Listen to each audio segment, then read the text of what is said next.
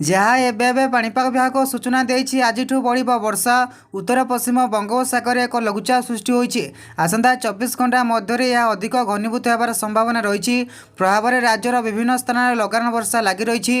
यह लघुचाप धीरे धीरे शक्तिशाली होउथिबारु प्राय 31 तारिख पर्यंत राज्य में वर्षा जारी रहिबो। आज 24 जिला को सतर्क करिछि पाणीपाग विभाग। सेहीपरि आसंता काली और 31 तारिख पर्यंत ओडिशार विभिन्न जिले में प्रबल वर्षा संभावना रही। तेज चलतु जानिबा आज और आसंता 31 तारिख पर्यंत ओडिशार केउं केउं जिले में वर्षा होबार संभावना रही। समस्त खबर यह वीडियो जानिपारे से वीडियोटी को लाइक कर दिंतु। या सहित चैनल को सब्सक्राइब कर दिंतु। या सहित कमेंट माध्यम जनातु आपण मैंने केउं जिल्लार वीडियो देखुंती एवं आपण मानक अंचल में पाणीपाग केमती अछि। पाणीपाग विभाग पूर्वानुमान उपकूल उत्तर पश्चिम बंगोपसागर एक घूर्णिबलय सृष्टि होइछि।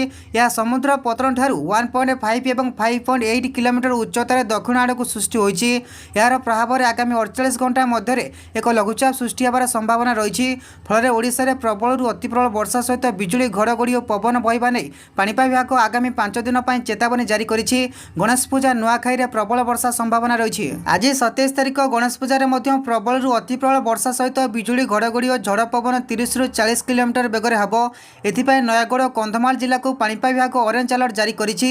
सेहीपरि खोर्धा पुरी कटक बौद्ध कोरापुट और मालकानगिरी जिलार किछि स्थान में बिजुली घड़घड़ी सहित घंटा प्रति झड़ पवन 30 ରୁ 40 किलोमीटर बेगर बहिबा सहित प्रबल वर्षा होबार संभावना रही। सेहीपरि अन्यपटे बालेश्वर भद्रक जाजपुर केन्द्रापड़ा जगतसिंहपुर गंजाम गजपति सुंदरगढ़ झारसुगुड़ा बरगढ़ सम्बलपुर देवगढ़ अनुगुल ढेंकानाल केउंझर मयूरभंज सोनपुर नुआपड़ा बलांगीर कलाहांडी नवरंगपुर और रायगढ़ जिलार गोटे किंबा दुईटी स्थान में घंटा प्रति झड़ पवन बेग 30 ରୁ 40 किलोमीटर बहिबा सहित वज्रप्राप्त होबार संभावना रही।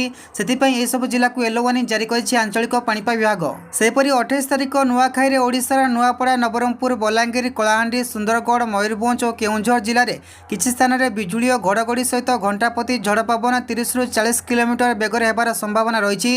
यह सहित प्रबल वर्षा होबार संभावना रही। जहां नहीं येलो वार्निंग जारी करिछि आंचलिक पाणीपाग विभाग। सेहीपरि झारसुगुड़ा बरगढ़ सम्बलपुर देवगढ़ अनुगुल ढेंकानाल सोनपुर बौद्ध कंधमाल रायगढ़ कोरापुट और मालकानगिरी जिलार गोटे किंबा दुईटी स्थान में घंटा प्रति झड़ पवन बेग 30 ରୁ 40 किलोमीटर बेगर बहिबा सहित वज्रप्राप्त होबार संभावना रही। एथिपाई हलदिया चेतावनी जारी करा जायछि। सेहीपरि 29 तारिख में मयूरभंज केउंझर सुंदरगढ़ जिला गुड़िक बिजुली और घड़घड़ी सहित घंटा प्रति झड़ पवन 30 ରୁ 40 किलोमीटर बेगर होबार संभावना रही।